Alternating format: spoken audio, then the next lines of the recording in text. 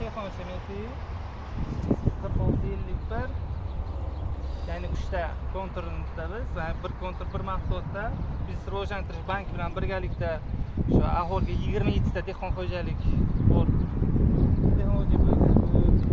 taqsimlab berilgan yerda bir kontur bir mahsulot tamoyil asosida sabzi ekish jarayonlari amalga oshirilgan. Hozirgi kunda mana sabzilarimiz hosilga kirish jarayonida, ya'ni 10-15 kun muddatda o'sha to'liq hosilga kirib, hosilni yig'ib ikkinchi, ya'ni takroriy ekinga boshlab yuboramiz. O'zi sabzimiz mana ko'rib o'tirganimizdek ancha yirik holatga kelib qolgan.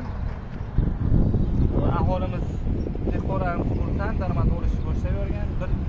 Ya'ni bir kundan 600-700 mahsulot olinadi. Bozorda ham bu sabziga bo'lgan ehtiyoj hozirgi kundan kun oshib boryapti.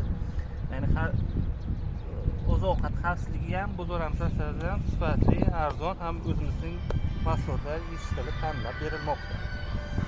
O'z kartasi asosida 22 ta dehqon xo'jaligida biriktirilgan bo'lib, ular usta agronom bilan biriktirilgan kerakli bo'lgan ma'lumotlarni, sabzini yetishtirishga kerak bo'lgan dorivorlarni, o'g'itlarni vaqtiga ta'minlash bo'yicha ko'p tushuncha berib ko'rsatib bermoqda. O'zi mana ko'rib o'tirganimizdek, mana shu sabzamiz anchalik hosilga kirgan. Aslida o'zini yig'ib, tadbirkor bilan birgalikda bozorga savdolarni amalga oshiramiz.